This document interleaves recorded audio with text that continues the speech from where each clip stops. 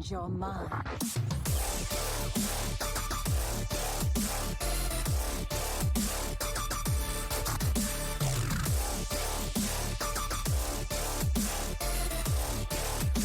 You require my assistance?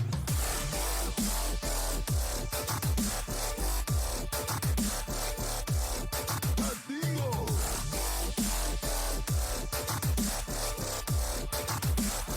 We're gonna be rich.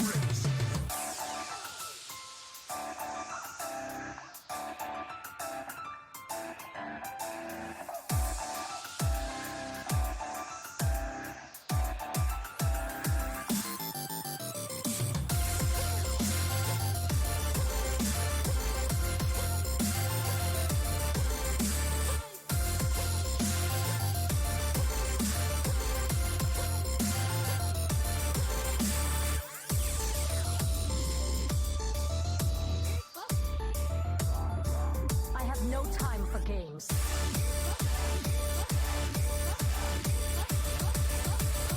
Inferno!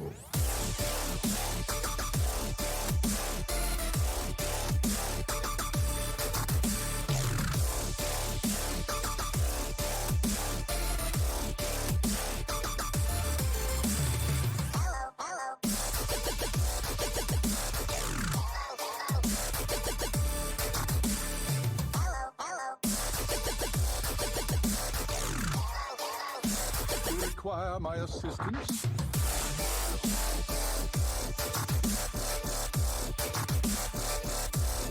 Who am I?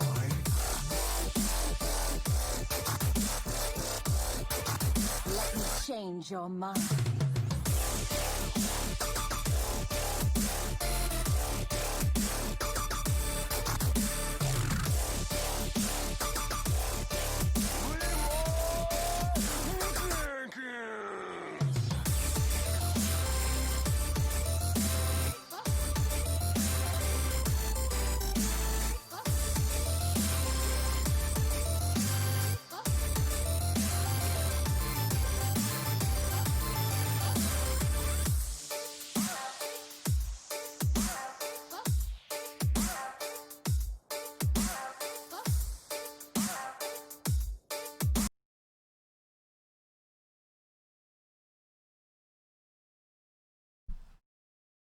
Hello, THL, hello, and welcome to Tavern Talk. My name is Doctorfeesh. I am one of your hosts, and alongside me is our usual co-host, JR. How is it going, JR? I'm wearing my glasses. That's how you tell. That's how you can tell I'm extremely serious tonight. Yeah. I'm trying to be extra intellectual. All right. And I'm good. yep. And alongside the two of us is always just in time. Hello, sir. Hello. I've made a habit of shaving each week of my reminder for personal hygiene before being on stream, but I didn't do that this week, so Oh, neither did I I. have a few more whiskers than before. Yep. And as we can see, we have a guest on the stream. We have Turtle. He is the, I believe you're the 2 seed for Tonk, right? Yeah, I was 3 when the season started, but I moved up to 2 a couple weeks ago. All right.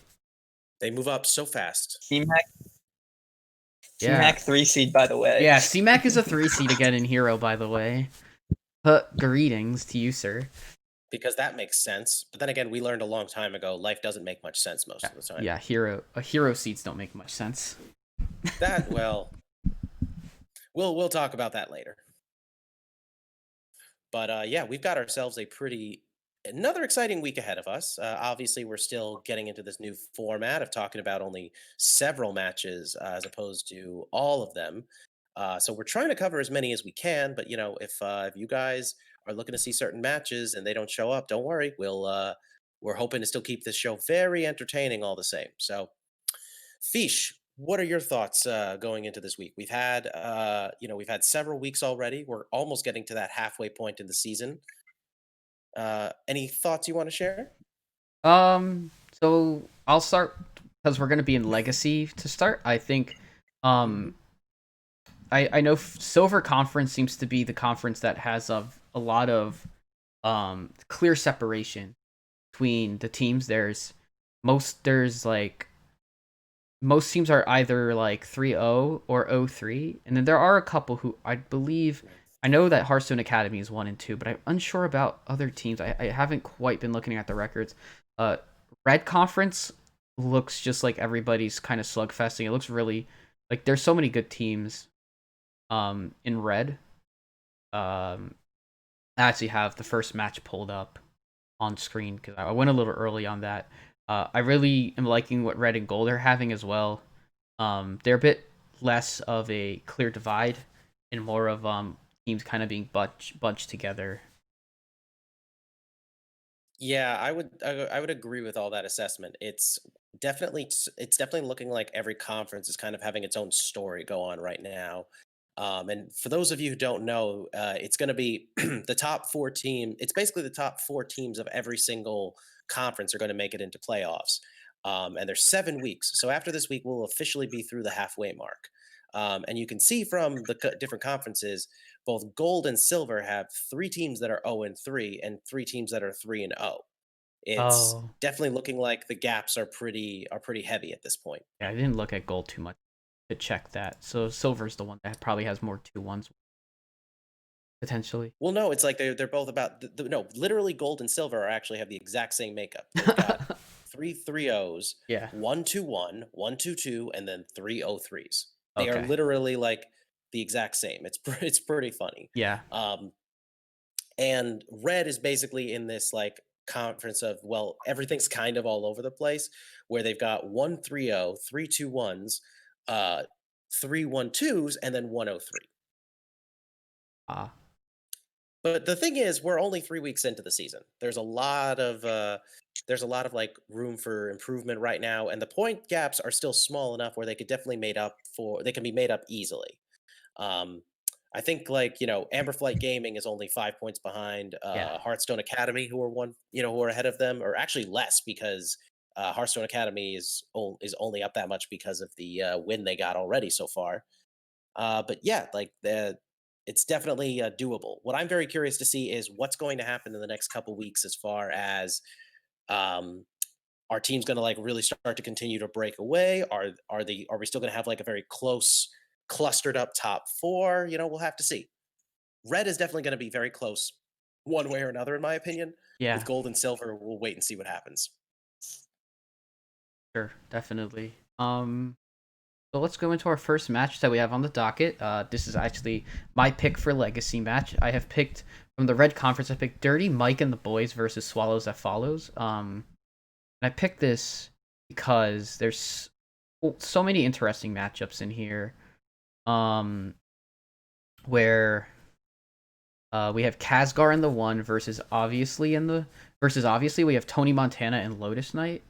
Tony Montana has been around for I figure for a while. I see he's at 458 PR, but I see him like routinely competing with 550 like 500 PR players in his matches. He's 2-1 this season in a conference that Tony has some Montana's stacked. a longtime veteran. Yeah, he's in a conference with stacked 2 seeds. I mean, most 2 seeds in THL are practically 550 players at the point. We have Astral Frog or Astral Pog going up against Bill Snyder, and that even though there is a divide, like a decent gap in PR, I think it's kind of the same thing as Tony Montana, where like Astral is competing with like these types of with players of Bill Snyder's caliber, so that's going to be a fight. Surlos versus Lemur, that's a good one as well. Really tight on PR, and then Lefty versus Killer V. Lefty's been around for a very long time, DHL, and Killer Veebs, I guess, has been around in the past as well. I think. Well,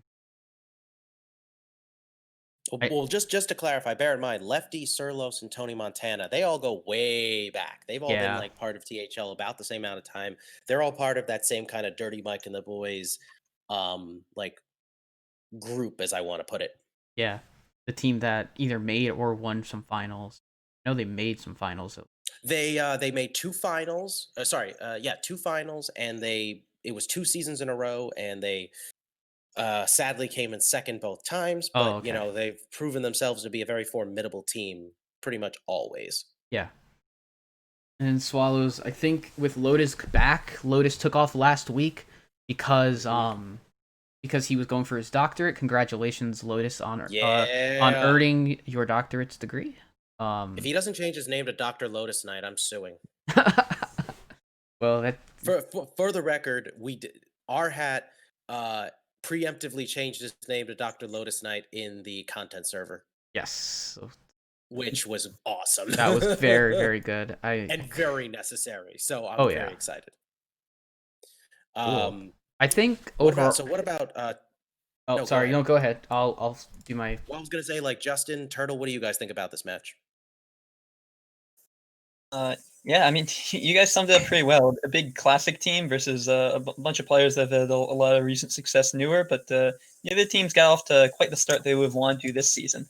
Obviously, Dirty Mike's at 2-1, Swallows at 1-2, and there's only 4-point difference. So given the 3 bonus points per week, you can see that Dirty Mike and the boys have actually only won a single game, not match score, game score more than the Swallows at all. So very much two teams in the same boat, looking to break out of the pack, as you mentioned, in this crowded conference records and try to push for playoffs. With the now, after this week, we'll be more than halfway through the season. So, Yeah. what about you two? Wild, right? It's Yeah. also. Yeah. I will say though. Oh, sorry. Go ahead. No, Fish. these teams are made of all players who have been around for a long time. Yeah, that's what I was just gonna say. Actually, this is actually two Okay. teams that literally every single player has been around here for a while, except for Khazgar. Actually, Yeah, Kasgar's a bit newer, but like Khazgar is the only newer player. yeah, Lemur's been playing since Alpha season. Yeah, is Lemur cool. is the most. Yeah, Lemur was in our anniversary special, so he like goes way back.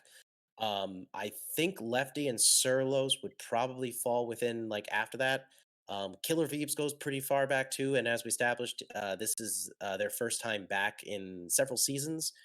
Um, yeah, and obviously the funny thing is he's been around. Like people kind of forget that he has been around for a while. Same with Lotus Knight. They both fall within this funny category of players who have been around for a while, like as like these very strong, like high PR players. But people wouldn't realize that they both came into THL with like 300 something PR and just shot themselves all the way to the top with their win records. It's kind of insane. Wow. So- Also, in the chat, thank you, Linlai, for the Twitch Prime. Oh yes, thank you, Linlai. Yes, thank you. But, I made yeah, sure to and type. also thank you for correcting me, JR, as my entire point was incorrect. No, No, you're fine. You're fun. Honestly, I love when you make points because you're very well spoken and you really do a wonderful job of summing everything up. So I sometimes have to great if catch I myself with even- what I say.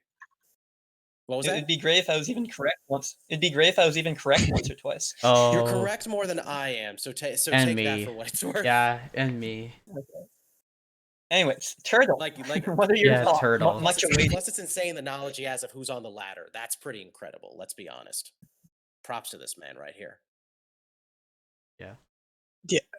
This week like seems super important for both these teams, right? Because they're so close. Only like as Justin said, one game in between them. So whoever wins this is looking pretty good for top spot in their conference.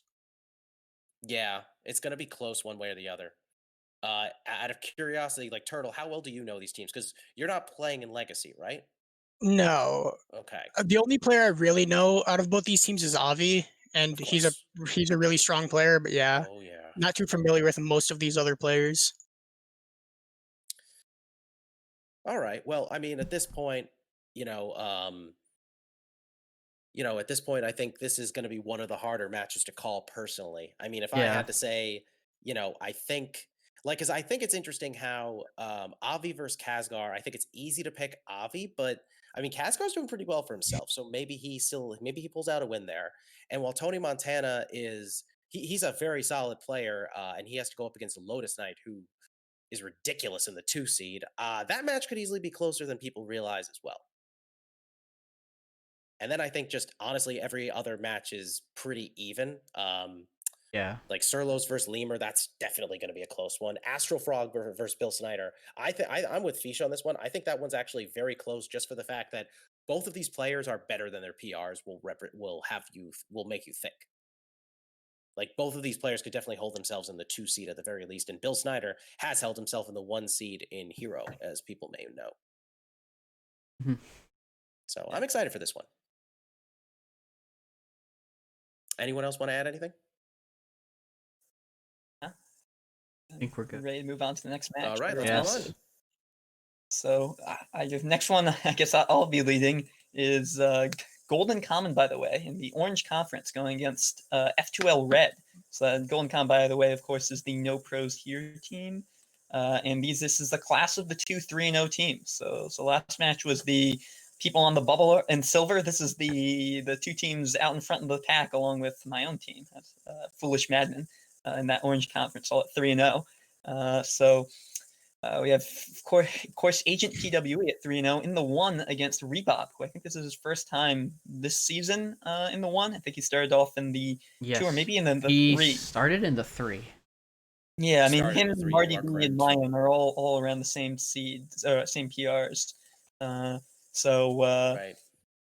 Agent PWE, when I asked him for his thoughts on this matchup, he said he cut straight to the chase. He said Rebob in the 1 looking kind of sus. All credit to him for doing well in the 2 and 3, but apparently the 1's a different ball game. And Pasca agreed with him and said PWE can't lose in the 1, so just basically 1-0 start on the week for Golden Common, by the way. Damn, the trash talking has started already. Yeah. But I guess the downside of that is that Pasca was not too enthused about having to face Mayan in the 3. So he said, fortunately, he doesn't know about his super secret spicy deck that no one can see coming in closed deck lists. But even with that, it might go back to 1-1 this series.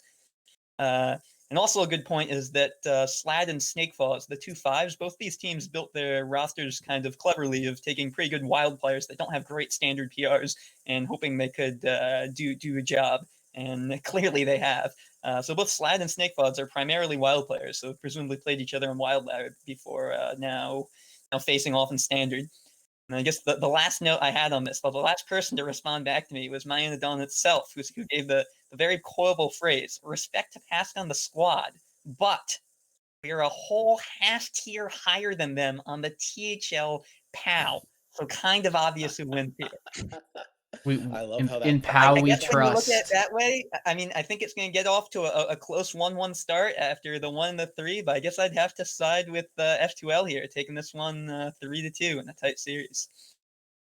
I love both of these teams so much. I really do. It's like I just don't want any of them to. I don't want anybody to lose, but I know somebody has to lose. I think more than anything, I just want this one to be close so that both of these teams come out with a very good showing and continue to be in strong positions. Uh, God, I want that Agent PWE versus Rabobson match on stream. That honestly is going to be pretty great. Rabobson at 1 seed though, for the record, not sus. I can confirm it is not sus.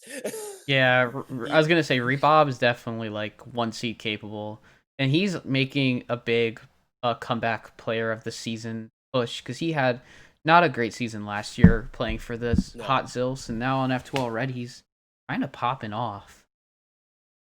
that is the word. Yes. Yeah, I mean, Rabobson's always been a top-notch player. He had a period when he was in the 1 seed, and then he started to move down back to the 2, and then people saw him kind of in the 3, and we were all just like, "Wait, what?" Like it's absurd. So to me, like he was eventually going to end up find himself back in the 1.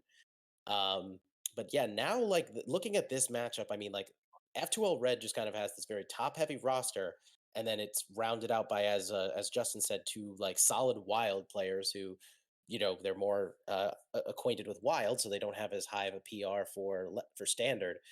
But like just this whole roster from top to bottom is just really strong.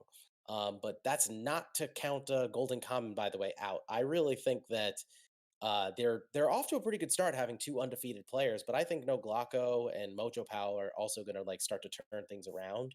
So I feel like that both of these teams, just like regardless of what happens this week, watch out for both of them. 3-0 for a reason. yeah. Yeah, these two teams seem really strong all throughout all 5 seeds. Yeah, And I think it's there's just one. pretty noteworthy that they're. Go Go ahead. ahead. Oh. Well, I was just gonna say, I think it's just noteworthy that they both have like success. Their records are like when you look at the individual records, it's pretty different. F2L Red has been doing very well because they've remained undefeated because most of their players are at the very least 2-1. And then Golden Common, by the way, has been doing all right for themselves. But having two undefeated players is obviously going to have a big part in that. We saw how Hearthstone Academy went undefeated in the regular season last season, mainly because they had two players who were undefeated that entire time. So when you have something like that happening, it's going to work wonders for you. Yeah, that's for sure. I mean, these teams are just great. I love both of these teams. Like, I know so many players on these teams. More on the side of F2L Red than on Golden Common, but I mean, they're both fantastic. I would love to see at least one of these matches on stream. Yeah, it's going to be good. Yep. I would love to play pretty much anybody on these teams, you know? Yeah. It would be a good match. Like Snake Fods especially would be nice to see because like he's a 5 seed who's just arguably one of the best 5 seeds in THL. Yeah, and there's just like objectively speaking. And with Mojo kind of struggling, there is a chance that Snake Fods, if he keeps winning, will end up in the 4 by the end of this season. Yep. We'll see. So I've heard people start to refer to him as Snake Gods after his performance winning the community tournament and now in the 5 seed this season. Honestly, that would be a pretty solid name change, I will admit. Yeah, I'm down for that. The whole Astral Pog Snake Gods do win. Yeah. If you pop off, you gotta get a name change to associate your success. Mm-hmm. Or you can be like me, and when a big life change happens to you, that's when you change your name. That's true. JR did have a different From name JR back in the day. Juggernaut to JRJuggerlaw. Yeah. All right, so let's go ahead and move to the next match. One is Turtle's pick for the week for Legacy. Go ahead, Turtle, and give us the rundown on this match. Yeah, so these two teams, like, very insanely like top heavy teams. We've got Atmos and Dabs on the left, both 550 players, very good. Then Fuel and Ron Mexico, other like really insane players. So seeing how those two top seeds will play out is like going to be really interesting. And then even down below, we've got like Debs, G Kick, Shu, all very solid players. Saku, Brushy Tuna, and Booze, like all like very solid players. And these two teams, they're also right in the middle, 41 and 40 points, very close. So this week will really determine the winner of this, who shoots up to the top of their conference. Feesh, I think you went with my match by mistake. Did I? Oh, did I? Hold on, wait a second. No, Yeah, I did go with the wrong match. Sorry. Well, we'll let. I was like, wait a second. I'm sorry. I picked JR. Oh, wait, whatever. Well, it's all right. Don't worry, man. Not a big deal. Sorry, Turtle. All right, you're good. You want to hop on, say what you have to say about this? Well, we'll go to Turtle's match after. It's not a big deal. Yeah. We might as well stick with this one because we have this one on. Yeah, I went with Murgle Reborn versus Prep is for Rogues, not Pilots. Both of these teams, like as we kind of discussed before, and as Turtle was saying, they're very close in points. Red Conference is looking very clustered and very, very much anything can happen at this point. Yeah. And both of these teams are very, I would say, very anticipated this season. So Murgle Reborn, we've obviously got the dynamic duo of Atomos and Dabs. Atomos struggling 0-3, but I definitely think he's going to turn it around. He's a very solid 1 seed for good reason. When it comes to, and then you've like Dabs versus Ron Mexico, you've got Atomos versus Fuel, going to be good. Dabs versus Ron Mexico, that's going to be really close. Buse versus Debs, I feel like a lot of people are just going to be like, oh, Buse is going to win, no problem. But I mean, Debs is doing very well in the 3 seed right now. Who knows? Of course, we got now this one might be my favorite. G Kick versus Brushy Tuna. That one's going to be fun. And then finally, Chewbacca versus Saku, who, I mean, I hope Saku wins, but if Chewbacca wins, then I'll be glad that he gets his first win. I love Shu, but I don't bet against Saku. regardless of how much Saku would tell me that's a mistake. So Yeah, what do you guys I think mean, about this one? on Hearth Center yesterday, I teased Ron by calling his team "Prep is for rogues, not good teams," given their much hyped preseason and their 1 and 2 start. But I mean, obviously the team still has talent on it. It's just whether it hits or not. Again, with the top half, 4 out of 8 making playoffs, they're still very much in playoff contention. In fact, with the talent of their roster, I'd still probably favor them to get there. At the same time, it's not going to be easy, especially weeks like this when you're facing Murgle Reborn with, I mean, Shu's an 11-star gamer, G-Kick's an 11-star gamer. I don't know about Devs, but it's not often you have a team of 5 11-star gamers. Always tough to get max points off them. Even if you do win, there's just no free games against this team. Nope. No, not at all. I can definitely see But that. I don't really consider any team at this point to be like free wins. I mean, you look at teams that are struggling right now, and it's like, there's still a lot of really strong teams that are struggling. That's the thing about THL. It's like, there's always going to be variance. Good teams are going to do well. Sometimes good teams are going to do badly. That's kind of what we've come to be used to that within THL, I would say. Mm-hmm. But at the same time, I also agree these teams look particularly tough. So, yeah, that's going to be interesting to watch.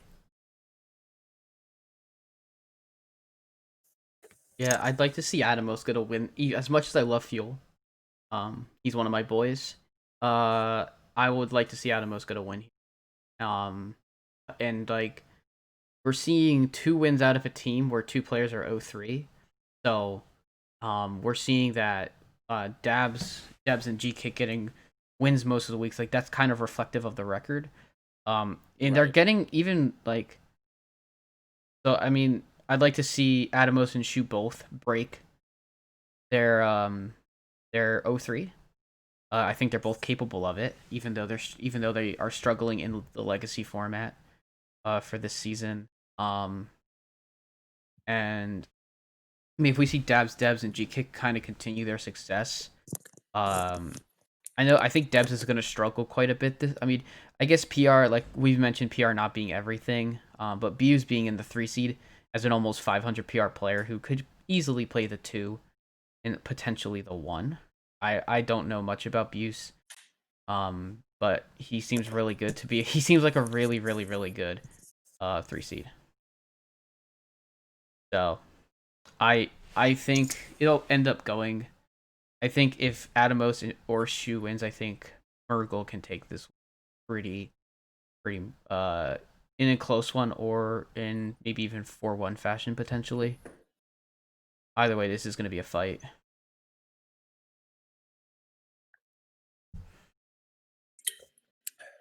Well said. Right. Turtle, what about you? I think you were the only one who didn't comment, even though you did have a nice preamble. Yeah, like as Justin said, like for Murgle Reborn, like all of these players, 11 stars, really high legend. Like this team is insanely stacked. And as you said, yeah, like mentioned that 2 of them are 0-3 and this team still has 2 wins. So their middle seeds are really pulling their own weight. Yeah, Murgle Reborn seems like a really strong team.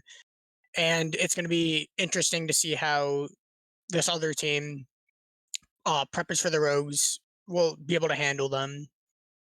Yeah. Because they also seem pretty strong.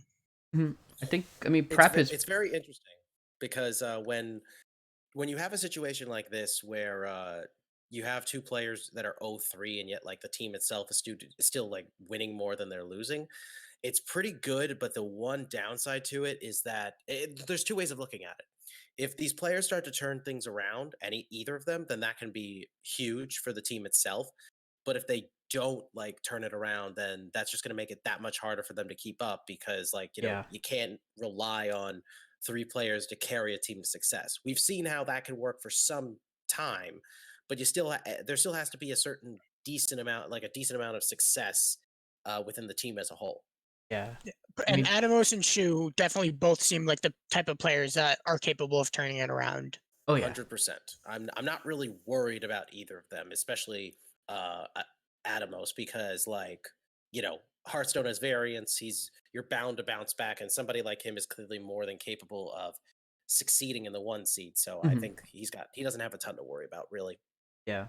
I mean, this team, I just don't want to see this team end up kind of like how my team did, how Amberflight Gaming did last season. We had 3 players do very close to 500 or above 500, and then 2 of us struggle really hard, and we just barely missed playoffs for it. I don't want to see that Right. happen to this. I guess we'll move on. And this one is actually Turtles matches. Turtles match, I promise. This is Turtles match. I was gonna say because and also Turtle, thank you for picking a match in the Silver Conference so that we covered all 3 conferences this week. Yeah. So this match, we've got Dad Legend doing very well 3-0, one of those top 3 teams that are all 3-0 in their conference, and then Inoyo team 0-3, one of those teams. So I have some notes from Nice Jewish Owl. He said that Totino's isn't actually playing in the 5. Instead, they have Darren subbing, who right now is a top 500 player. So that just seems like super illegal. Darren's an insane player, so having him in the 5 just seems like super free. I'm sorry, what? Yeah, RoboCats is subbing for Totino apparently. Yeah, Darren, aka RoboCats, Okay. is subbing for Totino's in the 5, which doesn't seem fair. That's Avi's brother, right? Yes, that is Avi's Yeah, brother. that's Avi's little brother. Boom, I remembered. Yeah. Darren Yeah, is so OP. having him in that the seems 5 pretty is insane. just insanely strong. Yeah. Who doesn't love loopholes? Yeah, but Uh, here in the 1, they have Inzi 0-3. Inzi's like an insane player, but he just hasn't been putting the time in recently. So it'll be interesting to see if he can snag a win this conference. But yeah, like seeing a Noyo team 0-3 is kind of crazy to me, just because they're all insane players. Honestly, I'm with you there, but it's unfortunate because the thing with the Noyo team is they are a strong team. They have always been a pretty strong team.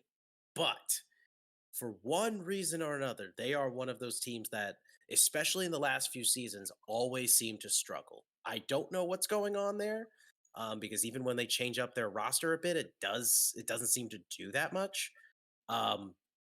But honestly, looking at how well structured they are this season, especially, it is really shocking to me to see just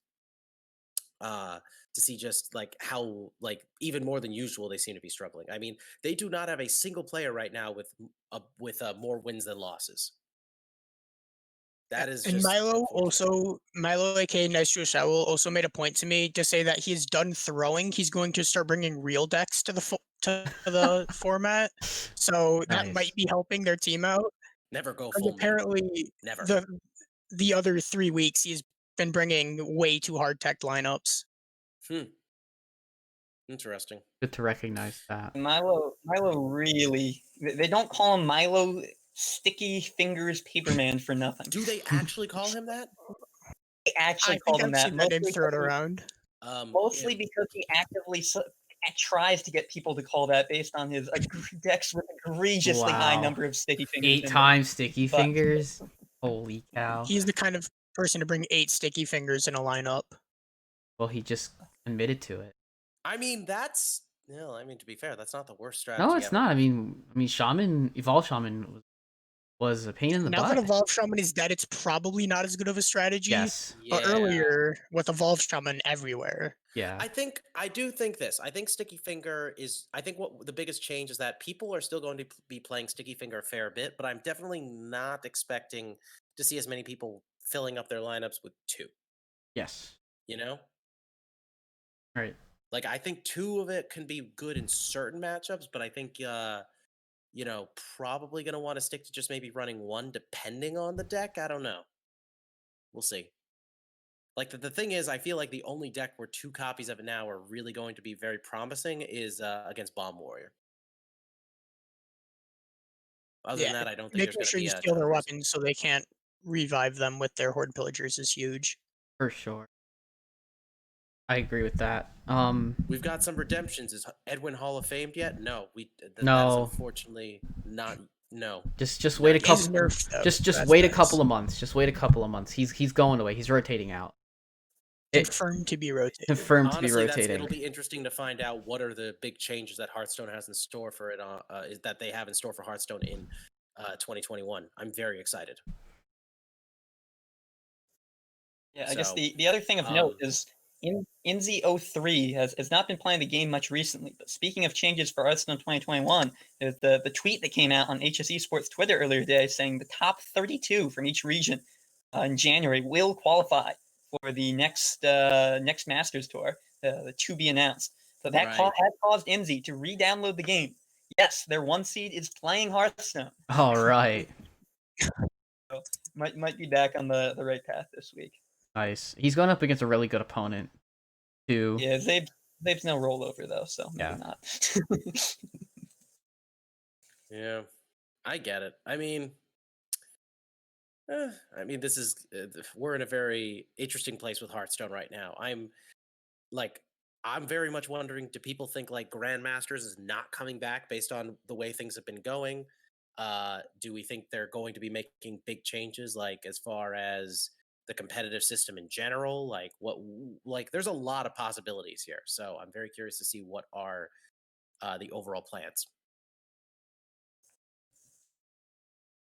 But I think that cover. Oh, well, the one thing I also just want to cover is when it comes to this match, like we should really talk about Dad Legend here because like it's very unfortunate that Anoyo team is struggling, but Dad Legend, they only have 2 players with winning records, but those Yeah. players are both undefeated and are killing it right now. So that's clear. And as I've said before, when you have 2 undefeated players on your team, that can go a long way. Yep. So I think I'm very interested in seeing how this team is going to continue to fare because they're still just as strong looking as last season, if not stronger.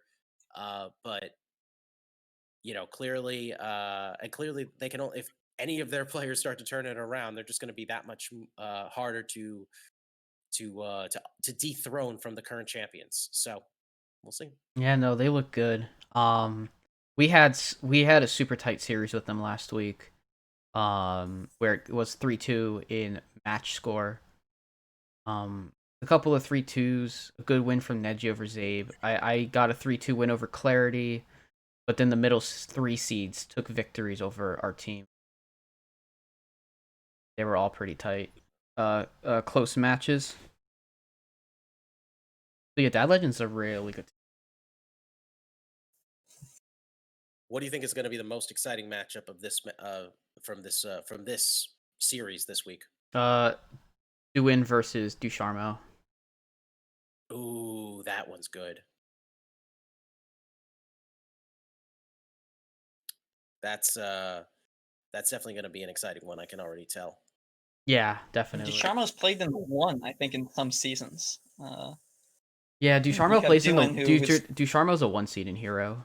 He's a 1 seed in Hero. I'm on a Hero team with him. He's normally like a 2 to 3 seed, but because of the way the PR lined up and because he had a less than stellar season, he had a less than stellar season over the last 2 seasons. His PR was low enough that he could actually be in the 4. And what's even more crazy is that this is not the first time he's played in the 4. So make of that He what seems you like a will. very strong player to be in the 4. Mm-hmm. Yep. Do we want to move on now? Not somebody who should be in the 4, but he is. Yeah. So that concludes the legacy segment of our show. Next, we're going to move on to Hero, which is our last Hero standing series. First match, I have picked this one out. This is actually the match that Justin and Turtle are playing. Tonk If You Are Corny versus a Gungan Us Among. I mean, that match was needed to be talked about. I feel Yeah. I would have made sure it was talked about if somebody else didn't pick it already. Yeah, I picked it. I was like, oh well, I want to represent Orange Conference and get this match in. So yeah, we have. Is this the part where these 2 trash talk or no? Sure. I mean, I'll just go over the seeds in the matches. We have Justin here, on the show who has. No, they're on the same team. I'm an idiot. Who has won 3-2 over Dardar Banks. Dardar, who did not lose a single Hero series all of last season, has lost his first 2. I know he took 2 weeks off.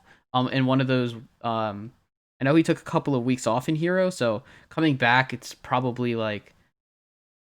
I mean, he's still obviously a very good player. Justin just barely got the better of him in a 5-game series. I mean, I'll have you know that game 5 was very decisive. Like not at all. Not at all a Not all fiesta. squeaking by. Like 3-2. I just blind your eyes. Had it covered. Not even concerned for a moment. Sure. All right. We have Turtle as who is our guest. We have him against obviously in the 2 seed. We have C-Mac in the 3 versus Molestar. We have not Captain 9 Eyebrows in the 4 playing against Scritch. We have Skirt Reynolds in the 5 playing against RoboCats or Darren. So I think this match is gonna be super close. I'm very, very interested in this 5 seed match. Especially since Darren has like leveled up in a lot in the last month, where he, like he said, top like 11 has gotten 11 stars, top 500 legend, like very good player. I still don't know too much about Skirt Reynolds, unfortunately. I'm sure you two do and can definitely fill me in on him. And C-Mac is a very, very good player. Yeah, I think 9 Eyebrows versus Scritch. Like, Scritch has played some monstrous opponents this season. Because a lot of the 4 seeds on these teams are either players who are under PR'd or are still building up their PR, like 9 Eyebrows and Mako. So yeah, I do think Tonk ends up taking this one. But I think it's either gonna be 3-2 or 4-1, depending on how Turtle versus Avi goes. I mean, Molestar is also. I don't know. Molestar versus C-Mac's a close one, but Molestar has kind of struggled a bit in Hero to start. Agreed. I'd like to say it's I like think a lot of these 3-2, matches are gonna be 4-1. very Yeah. interesting. Yeah. This seems like a So very close set. one little insight, I guess, that you guys may not know is that 9 Eyebrows and Skirt Reynolds are TESPA teammates. They go to ASU together, and they actually played UCLA this past semester against Molestar's team. And I think they beat them 3-1. It may have been 5 games. But yeah, I mean, our 4 and 5 seeds just smack their 3 seed. This is not even going to be close. Avi's too busy playing League to pay attention and know the damn Sorry. Alley. Like, Yeah. Sorry for taking him to League.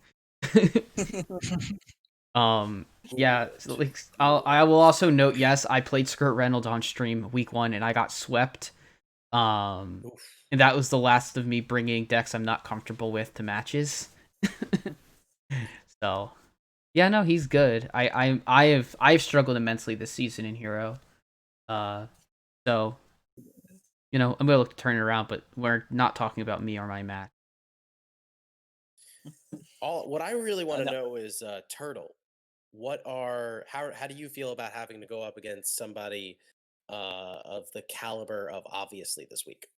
Yeah, I've known Avi for longer than most of the other people in THL, and I'm honestly scared. Like, if anyone can put a stop to my win streak this season in Hero, it's definitely Avi. Mm-hmm. But you're not one to be counted out. Obviously, you've obviously proven yourself to be quite a formidable opponent in Hero. And I mean, obviously, look, has no business being in the 2 seed, but that doesn't mean you can't beat him anyway. Yeah, it's going to be hard, but I'll definitely put in my best against Avi. No, just high roll him 3 times. No big deal. 100%. Yeah, With the same deck, right? Series last week, Justin saw my replays. I did not deserve to sweep last week. I'm just like, I was like, dude, I wanted to be 3-0 this week, and I got swept by Rogue, and I was just so upset about it. It's like, last Hero standing is always just rough, because when you know you can be swept by one deck, even and the sweep could happen with a deck that doesn't necessarily have the most sweeping potential, it's like, oh, it's rough, man. Yeah, It's just like rough. last week I somehow swept on Stealth Rogue into like Warrior and Paladin, which should not have happened. Right, exactly. Like I was, for me, it was like a more aggro version of Rogue, but it was really like, it was good, but like I still knew like, okay, I can definitely deal with this, So it is what it is, but you hope you can play around something like that happening. But yeah, are we all in agreement? 5-0 for Tonk. Move on to the next match. Easy 5-0. I think it's. I'm gonna say like Tonk wins, but honestly, I'd feel less confident saying that if you hadn't already beaten Dardar. I'll be honest with you. Oh, Yeah, no, obviously, much respect to Agua. yeah. It'll be a cool one. Yeah, and I will, and the only other thing I will say is Scritch has got a big challenge ahead of him with Nine Eyebrows, Yeah. but Scritch is also somebody who is, in my opinion, one of the most improved players I've seen in THL. The man he started off as a very lowly 5 seed, and he's just gotten so much better over time and Mhm. really proven himself. I really think that PR is so misleading; it's not even funny. I'd like to see him play. I know for a fact that him and Avi are both playing a lot of League recently, which, obviously I mean, you don't have to be playing Hearthstone all the time and have that be your only game. I want to see Scritch do well though. Like Hey, if you enjoy League, you enjoy oh, of League. course, I'd I'd love like to see enjoy I mean, League. I want to see him, win this week. It's going to be an uphill battle, especially against Nine Eyebrows. Right, Um, right. yeah, I think looking at it, I think it's going to be 3-2 probably. So yeah, let's move on to our next one. This one is Justin's match. Yeah, so I chose an another matchup here, uh, which is Ask HS against F2L Black. So Cal has been pumping his chest out a little bit with Ask HS's hot start, and which he has every right to. If I were 3-0 in the conference that's as tough as that one, given the people not quite talking about Ask HS as the front runners preseason, I'd probably be doing the same. But going up against F2L Black, who have been kind of a tale of mixed fortunes, right? You expect them to be all around solid, and we saw how Rebob's 3-0, moving up to the 1 seed before in Legacy, but suddenly we look at Hero, he's 0-3 in the 2. So which Rebob are you going to get each week? Is it something of the format difference, or probably just I think variance? I would say it might just be how this meta works so much different between Hero and Legacy. I mean, obviously the formats are much different, but yeah, there's a lot of format difference. Because asking Kel about, he backed his man Draco Cat to unfortunately consign Rebob to an 0-4 start. I played Draco Cat in one of the series a week ago, certainly a real strong competitor. And of course, up top, you have Mr. Python against Itachi. Mr. Python, high legend finisher, and Itachi, don't even need to talk about him. Everyone knows how good he is. he's If you struggling don't in know some of these Itachi is, series. get good. That's all I'm gonna say. Yeah, And Hachi's then, struggling, but he'll turn it around. And then Hockey had talked about rough start for them, which I guess 1-2, yeah, that's certainly lower than their expectations, but not the worst. I guess that speaks to how high their expectations are. But he says his quote was, "They're a new meta team. They're big deck innovators who will look to capitalize on the uncertainty by refining stuff sooner." This coming from the guy who had an OPSC match tonight for Ottawa and brought Big Shaman and Highlander Demon Hunter. So Oh, it's innovator is one real. word. I mean, martyr might be another phrase or something. I mean, Highlander Demon Hunter's been making waves. Pretty good. Live by the interesting deck, die by the interesting deck. He brought double tentacled menace in his shaman. Does anyone know what that card is? I've seen that. No, that's a deck that's been that's Wait, pretty Tentacled new. Menace? Yeah, Tentacled Menace. It's 5 Yeah, mana, I've seen 5 some mana, YouTube videos 6/5. on it. 5 mana, 6/5. Each I forget the effect. player draws a card and they swap the costs. It's a neutral epic from Descent of Dragons. I know all this because I learned this half an hour ago when I saw his list. If you Nice. asked me it before that, I would not have known. So yeah. Fair. Yeah. I mean, Hockey Boys 3-0, a closed format list like this. Like, You're still showing you know a lot more than us. if I'm playing the open deck format list, I see my opponent bring something like that, I'm crapping my pants. Never mind closed format lists where you don't see it till it hits you. Yeah.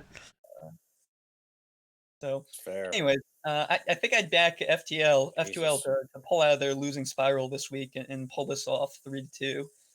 But I wouldn't be shocked again if Ask HS continues their dominance. Yeah. Ask What do you HS got? also 2 3-0s.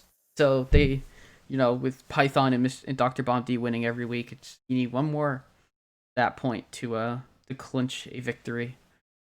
Yeah, when all you need is one person out of your 3 seeds to pull out the win, it makes it a lot easier to pull weeks out.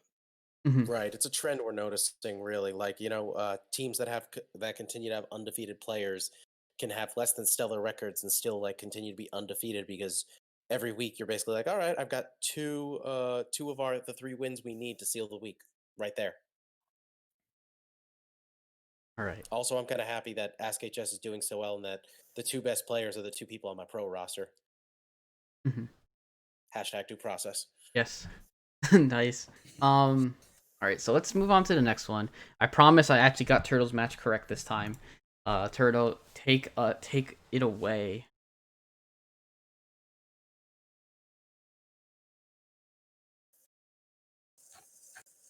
Yeah, so we've got Dad Legend versus Feet of Cthulhu here. They're both kind of struggling. Dad Legend is doing a little bit better, but Feet of Cthulhu is 0-3. We've got first up Lotus Knight versus Valera, 2 like very strong players, been around THL for a while. That's going to be a really close matchup. We've got Icicles versus Nails. Then in the 3, we've got Starlax versus Free Hong Kong, Yellow Dart versus Cat, and then Sharkbait versus Chewbacca. Again, like very, very strong players. Like Shu, we talked about him earlier.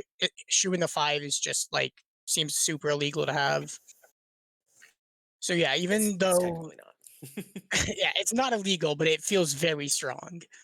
Hmm. It is. Yeah, but, She was a very good 5 seed. Nobody will deny that. yeah, but yeah, these Yeah. 2 teams, looks like it's close, but I honestly think that Feet of Cthulhu's gonna turn it around this week, swing it back, get their winning streak going. I could see it. Yeah. So just a note, Valera is not a new player. That is FBM2 or Reggie. He just got a name change in THL Yeah, mid-season. just an old player with a new name change. Yeah. And him versus Lotus Knight is gonna be sick. Yep. Yeah, Does he not- that's gonna be a really exciting match. Good Hearthstone player, bad at does he not know how to spell Valera? Or was that a stylistic choice? I think it's a stylistic choice. Okay, Reggie. Okay, Reggie Valera. is, I think, is what I don't know.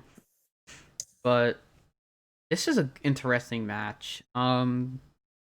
Yeah. I think because Reggie, he came out guns blazing last season. He did not lose many matches at all. It seems like might be struggling a bit with this meta. Yeah, off to a slow start. Off to a slower start. There's a couple of players who were really insane last season who are kind of off to slow starts in all their series. I mean that in pro is just nuts. So these people who are playing pro, they're all playing tough matches every week. Yeah, I think. Very true. I mean, I think Feet of Cthulhu can definitely get some points. I out of these matchups, I'm very excited to see Starlax versus Pond. That's gonna be very close. Yeah, not.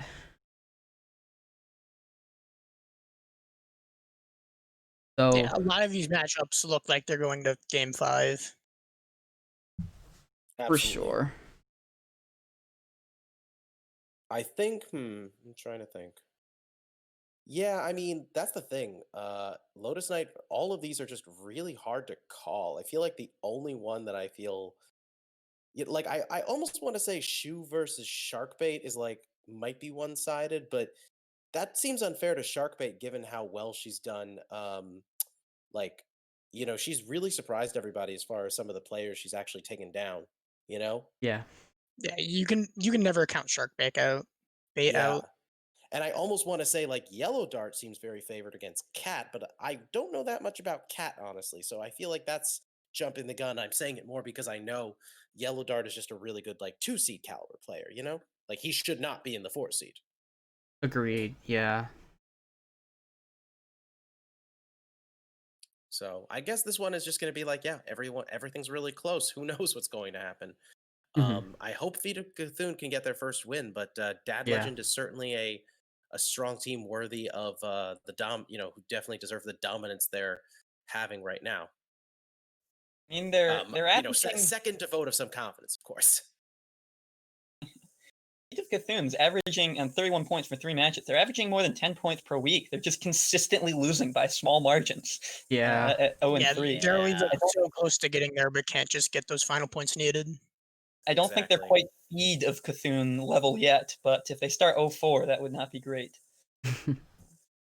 Yeah. This is just going to be a very interesting format, though. Like with Wild, like as we've said before, it's going to be 8 weeks of matches, and then all you really need to do to keep yourself alive is not be in last place. I'm not sure what the Hero playoffs. No, that's how it works. They're doing Oh. it. They're basically doing it where they break from 12 teams Okay. to 12 teams. Okay. Top 4 teams are getting a bye into the Cool. top 8, and then Okay. the bottom, those remaining 8 teams are going to fight for their spots. Okay, that makes sense. I Right. heard a different format. I thought it was. I heard top 2 from each conference makes it, then 2 wild card across the 3 conferences. Only 8 progress of the 15. Oh, That's what I thought. that's yeah. Oh no, then I'm probably wrong. Then I Yeah, wasn't sure. it's a lot. Yeah, Hero playoffs are a bit tougher to make. That actually makes a lot of sense when you put it like that. Yeah. All right, so let's go ahead and move to the next one. We gotta start speeding up. We still have 2 more series to go. Yeah, I was gonna say we're at the hour mark. With No. 2 series left. Yeah. All right, this one is I believe this is JR. Yes. Yes, I went with who did I go with again? Dab on them versus transfer students. That's right, I did. I'll be honest, I did remember who I went with. I was just trying to remember which conference they were in. Yes, I went with Dab on them versus transfer students on this one. Both these teams are pretty well established, as we know from last season. Dab on them is they're doing pretty well for themselves, 2-1. Most of their players are having pretty strong seasons. And once again, weekly reminder: Buse is a 5 seed, and his PR is about double in Legacy. So Reminder has been given. I don't know. It's just I love Buse, but this makes no sense to me. Yeah. Poor If Chaser. somebody can explain the chat, I'll be very grateful. And then we've got the transfer students who are unfortunately 0-3 right now, but they're by no means a weak team, as we've seen. They're definitely they're full of very strong players on them, but I think we've just got they're struggling a lot when G-Kick's the only one who's got more wins than losses, and unfortunately Bach for Life and Chaser are struggling to get wins right now. So we're almost at the halfway mark. Hopefully this is the week where they start to turn things around, but it's definitely going to be tough. Based in the 1, Booze in the 2, to win in the 3, Astral Pog in the 4, and Buse in the 5. To dab on them, to me, it's like kind of weird that they're not like the top team right now. But at the same time, considering that top team is Ask HS, I guess I can understand. They're both very, very strong teams at this point. Yeah, I think transfer students could turn things around, but looking at the matchups, it's definitely looking like Dab on him's got the edge here. What do you guys think? Why is based 440 PR? Okay. What? Base no. Base built PR up and she didn't start as a 1 seed like, in total. When you have a player like that on your team, and when you also have Buse in the 5, like you just have so much free PR to spend on other people. When you have 2 people that undercosted.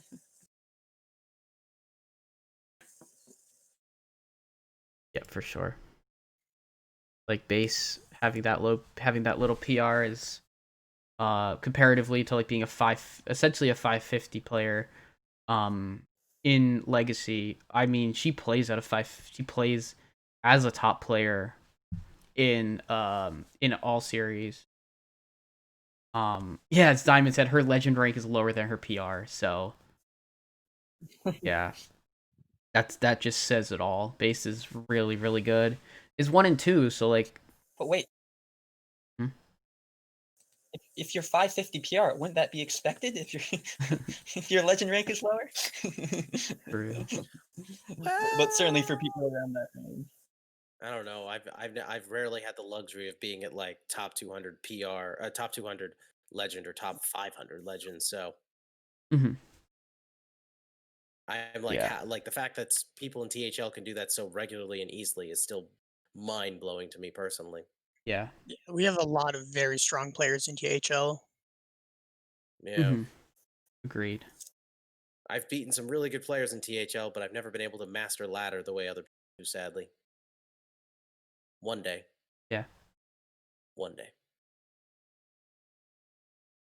Last month was actually the first month since the new ladder system went into effect that I didn't hit legend, so I'm hoping to not repeat that process. I mean, most of it was just because life's busy, holidays, all that stuff, but man, I don't want that to happen again. Yeah. So Turtle, what are your thoughts on this match? Yeah, like as you guys have already said, Dab on them, very strong team. And transfer students also looks like very strong. They've been in this format before. We've seen them. It just seems like all they need to do to really get the ball rolling is have either Chaser or Bach get a win. And once they do, it seems like they'll be turning matches because they're still averaging 10 points a week, and that's pretty good for having 0 wins. So all they need to do is have one of those top and bottom seeds just pull out one of these series, then it seems like they'll get the ball rolling and start picking up a lot more points than they currently have. Yeah, and Yeah, but it's going to be really hard to get that started against Dab on them because such a strong team. yeah, one thing to note about Hero is it's there's more. You usually see way more sweeps in Hero than you do in Legacy, just due to the format. So like teams scoring 10 points a week and being 0-3 is like not unheard of. Meanwhile, there are like Legacy teams that are 0-3 that have almost like 40 plus points because the series tend to be you can usually get a point or two in Legacy. However, if you get completely counter lineupped in Hero, you can just get swept by one deck. Right. Yeah. So hoping the best. You know, I want to see transfer students gonna win here too. I'd like to see Bach and I'd like to see Chaser get a good win over Buse and see if Bach can take down base this week. I usually pull for base though, just because base is amazing. I know Bach is also a really good player. So Bach is really good, but based is hard to bet against, especially in Hero right now. yeah. Actually, Right. no, I should say that's just true in Legacy too. Yes. For sure. Yeah, I mean we're so far into the show. I think I'll give just a brief We'll try to keep things a little brief. commercial break. So yeah, thank you for tuning in to Tavern Talk. If you enjoy the show, we also have 2 other talk shows. We have Around the Saloon on Mondays. We have Heart Center on Tuesday. We have matches streamed throughout the week, Thursday through Sunday. And those matches will be gone over at the end of stream. So yeah, thank you for watching. Please consider subscribing to our channel.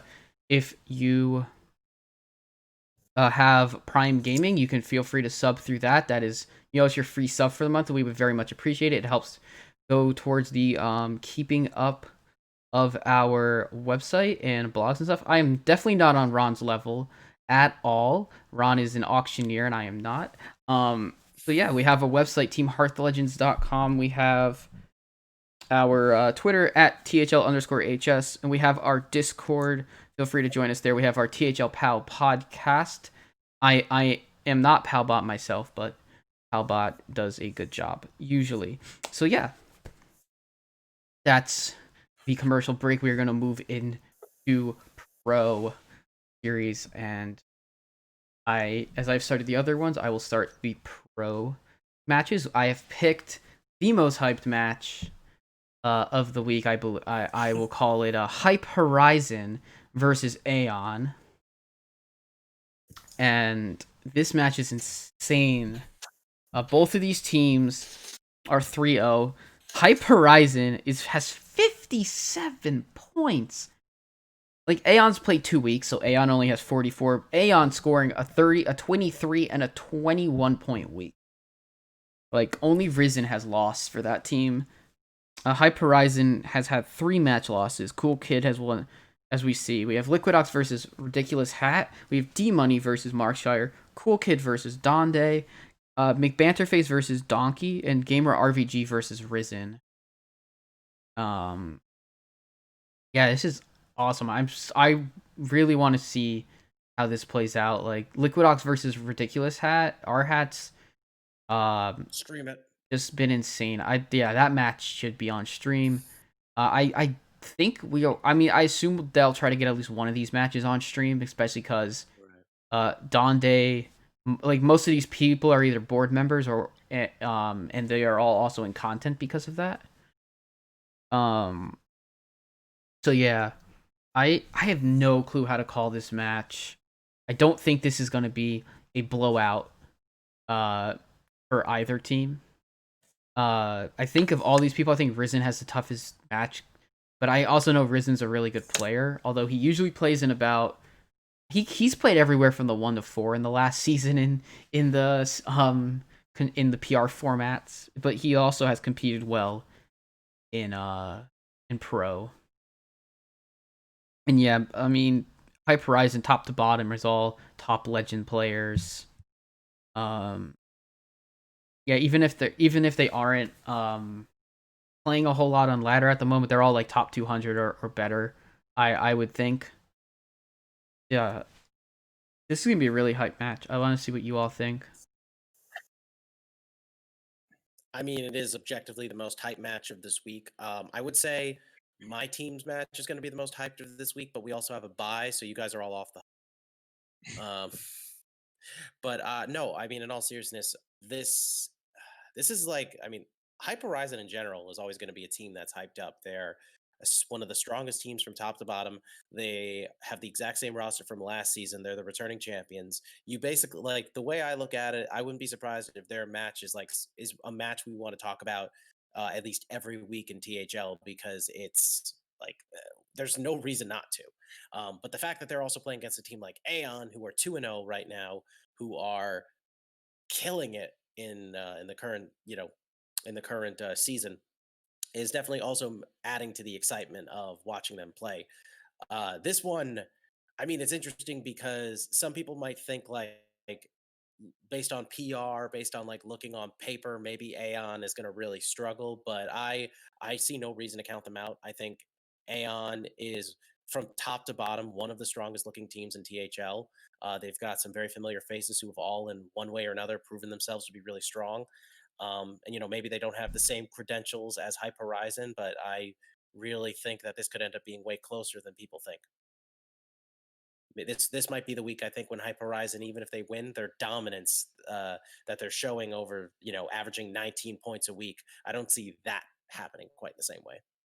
No, and I don't see Aeon averaging 22 points a week continuing either after this. Yeah, that's pretty nuts when you actually think about that. 2 nearly perfect weeks. Like, crazy. Justin and Turtle. Like Aeon has so many undefeated players. Like 4 out of their 5 players are undefeated, which is just insane. Like you almost never see that happening in THL. And then over here, Hype Horizon, like every single one of their players is consistently high legend, getting insane finishes. This is going to be like really interesting. 2 like very, very strong teams going at it. 100%. 100%. Yeah, as you, I think, said, deleted off Fish. It just Aeon has a bunch of board members and one very important Hearthstone playing donkey who, Yep. if anyone hasn't checked out his website, continually adding new features, big contribution to the community he has made. Yeah. So I'd always have to back If him in you're this not matches, following just based off that great deed, I guess. All I will say is if you're not following on that website, you're doing something wrong. Fix it. Yeah, his website's great. Super useful. Mm-hmm. That man deserves more attention. And he already gets a lot of attention as is, so yeah. Do it. Yeah, and I think his version of like Defias Ringleader playing that in World Kick Rogue got trending a little bit. Yeah, they're last aggressive. week or a few weeks ago, I saw that thing going around. So not just a whatever programmer, facilitator, but a real good player and a streamer in his own right. So yeah, seriously, he's very knowledgeable. That's one of the biggest things I would emphasize. All right, I think moving on to the next match, Din, what did you pick? So this is going to be Swagoi Red against The Unknown. Comically named, I guess, because they have some of the biggest characters in the community and are very much known. So got off to a 1-1 start, or they had a bye week, whereas Swagoi Red is 1-2, where I guess the slightly less heralded than their sister team, Swagoi Black, going into the season, but did beat them week 1. Yeah, they got So him I pretty talked to good. Edelweiss Right. about it. And she said she has confidence in a lot of the roster. They're a new team, players new to THL, a lot of them, and new to team together, being on a team together. Because I think Swagoi just did a big recruitment drive for new players within the past few months. That's when they picked up Molstar, I know. So she said Oh, they're picked interesting. up. That's good. They're picked up partly because of their potential and opportunity to grow. So she has full confidence in her teammates being able to grow in this series. Yep. But they're, I guess, a little slow start. And then I guess she said, as for this week, the only teams in the conference she's really worried about are the big two up top that we talked about last time, Hype Horizon and Aeon. The Unknown shouldn't be too much work for them. And then I guess on the other side of this, you have some big characters, obviously. Isaac Ron Mex. I mean, just what we said off the top, big community players. So Ron added that the Unknown did pick up its first win of the season, or its only win, last week against Swagoi Black. So they would hate to have Swagoi Red feel left out. So they just got to complete Love the it. double this week. Ron with the shots fired. Tuna also wasn't that interested and didn't size up his opponents that much this week. He just wanted to make sure the stream audience knew that he refers to refer to Aeon with a certain 4-letter word beginning with F. And really drive that point home. Be looking forward down the schedule. Not even looking at Swagoi Red, just like, oh no, F Aeon. Nope. This will resolve how it's resolved. Just wait for the real test. Yeah, well, he better not overlook his match with Brasky. He might end up losing. Of course he won't. Brushy's just joking around. I'm just gonna say that. Yeah, I know, Isaac. I know you guys are focused on the week. Yep. So the other reason I chose, frankly though, I think. I was just saying the other reason I chose this match is it's one of the few with decklist in already, which is exciting to be able to talk about. So you can see the little icons there on screen, but No Glocko has brought Miracle Rogue, which has been banned off alongside Enrage Warrior, Broom Paladin, and Quest OTK Shaman. While Isaac has brought Enrage Warrior as well and Miracle Rogue. However, it's been his Enrage Warrior that has been banned off and Miracle Rogue left up alongside Broom Pally as well, and then Highlander Priest. So they both have 3 of the same 4 decks, but that last 4th one, Quest OTK Shaman for No Glocko. You're gonna have to give me some. Yes. I have not tested that, and now I'm fascinated. So is that more meme than good? I have seen this deck. It has won a match. It has won a game in THL and won a match because of it. That was Quaz versus Diamond. Quaz beat Diamond's Highlander Priest with Quest OTK Shaman. I've seen Edelweiss playing this on stream quite a bit. I have also played this deck a little bit myself. It's quite fun. It can be really good if it gets rolling. Like the OTK, the fact that it's an OTK deck can make it unpredictable. Yeah, and it can do a lot of damage. Like the max amount of damage you can do if you set up your entire combo is kind of insane. It's 48 damage. And shout out to Isaac Lee's in the chat. Maybe call me cynical, but you're gonna have to do some convincing that deck in an open format, very different than Diamond losing to it, didn't know what he was going into. Exactly. Give me some convincing that Isaac Lee's is gonna lose that deck. So I think I don't know. He's gonna win that match, and the Unknown is gonna take this week 3-2 on the back of that. Right. You guys have any more thoughts? I guess we gotta move on as well. Yeah, I just gotta get the match pulled. Good question. This next one is Turtles match. Also, just shout outs. I am, as we were talking about Sugoi, I'm actually repping the Sugoi hoodie that I won in the giveaways last month. So shout outs to Sugoi for the swag. Nice. And so now we have Turtles match. Yeah, so F2L versus NPH, 2 very strong teams and a ton of the series. All these players very strong. NPH off to a quick lead 3-2 over with Pasca over Ariana. Their lists were she brought Rogue, Roll Kick Rogue, Highlander Priest, Galakrond Warlock, and it looks like Bomb Warrior. And he brought ETC Warrior, Control Priest, Broom Paladin, and OTK Demon Hunter, which is interesting. So it's very big pickup on the win, getting off to a quick start. So I think that off the back of that, NPH, they've got some very strong players, very well known in the community. I think they will continue this and push off to a 3-2 win. I definitely second that opinion. F2L is really strong, and I do think they are still bound to have a very good season right now. But No Pros here has definitely got more momentum on their side, and I think that's going to work to their advantage. I think all of these matches are definitely, definitely like none of them seem very one-sided to me.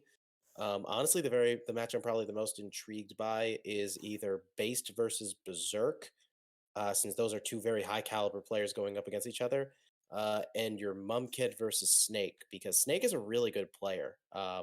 People kind of forget that, I feel like, but he's really good. And someone like your Mum Kid is a really strong player, but he hasn't. He's always been, obviously within the 3 or the 4 seeds. So I'm very curious to see how a matchup of these two players who are very close in skill, but very different seeds, how that's going to fare out. Yeah, and I guess JR, very modest there from you, talking about how F2L not quite having the momentum there, failing to note that was because they're dealt a smashing blow last week, losing to your team, yours truly, Due Process. After we had talked about that match the week before, and Icon That is had true. said that it should be an easy win of no concern. Yeah. Honestly, too easy. I need to take the high road on this one, man. I can't. Mhm. I love Icon because I love this team and I love Icon too much to do that. Especially because I can't take him too seriously. He's just a man who loves to have his share of friendly trash talking going, and I do respect that. Yeah. Of course. All right. We have one more match here in pro, and I believe this one is JR's match. So JR. Wait. Yeah. Yes, I went with I told myself I was going to go this week with matches that were all outside of my team's conferences. So this one I ended up going with another match from Black, which was, of course, FTB versus Cirque du Soleil Fragment. Because I thought this one looked pretty exciting. Coming from two teams that are, well, for the boys, I know people people, it's Diamond's team. They had a very strong finish of the top 4 last season, and right now they're 3-0. Obviously, people probably have them on their minds. And I do find it very interesting that this is once again a situation where, okay, it's Hyper Rising, and for the boys, these guys are going to go up against each other again, and I'm very excited to see how that's going to go. But Cirque du Soleil Fragment is not a team to be discounted either. I mean, they're 1-1-1 right now,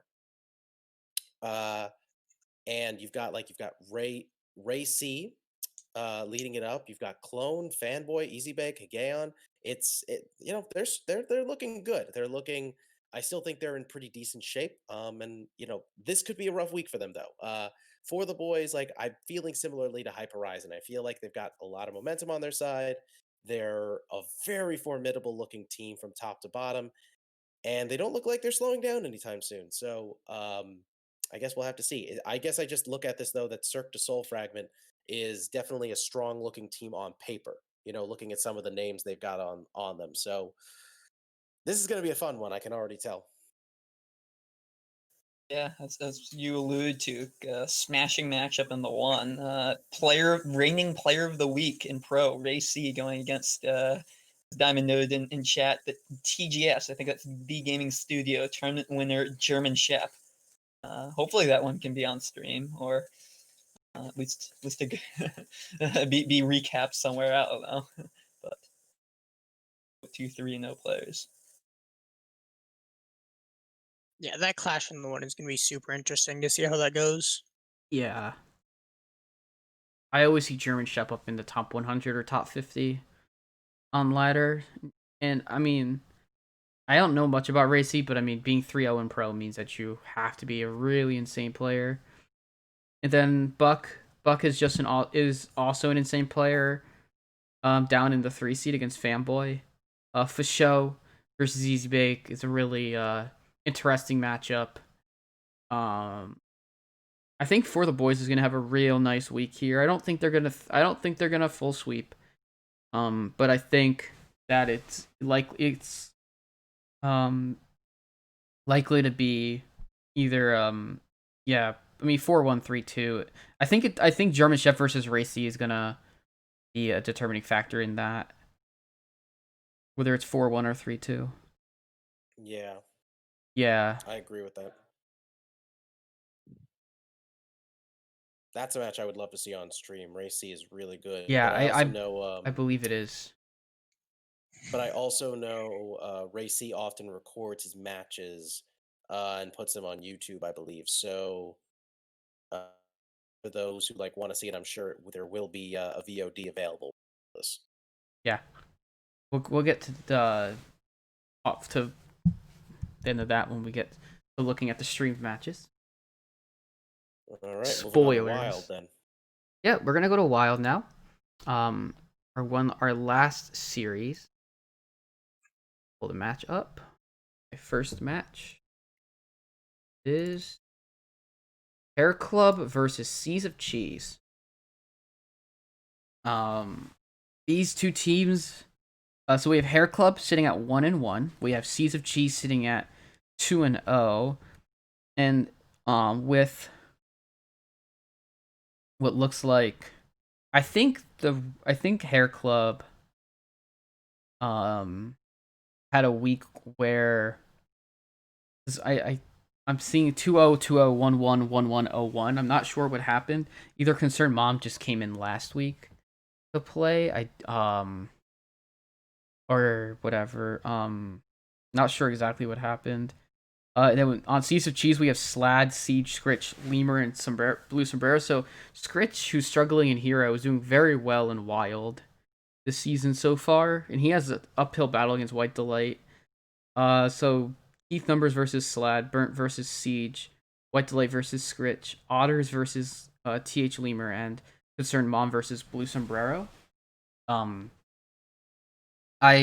I want to see Seas of Cheese continue to roll through. I don't know if they're gonna obviously all stay 2-0, but they definitely are gonna put up a fight. And Slad heading them up in the 1 seed. That's really, really great for their team to have a veteran like Wild player who pretty much plays up in who gets to take on like usually the other team's best player. There are cases where someone has a player that has one loss and someone is undefeated, so they're not playing in the 1 seed. But I would really like to see some of these matches get on stream if they aren't. I think that Seas of Cheese will take this, and the top 2 matches are going to be really intense. So I will see what you all think about it. I know not many of us are super experienced in Wild. Yeah, I don't really have much to add, unfortunately. The problem with Wild right now is that um, it's a very interesting format, but like I would need to see more of like as far as the deck lists go to get an idea of what the meta is like, what people are bringing, how to evaluate. Yeah, I mean, would say there's so many different classes that actually get brought. It all depends on what type of lineup style you want to bring.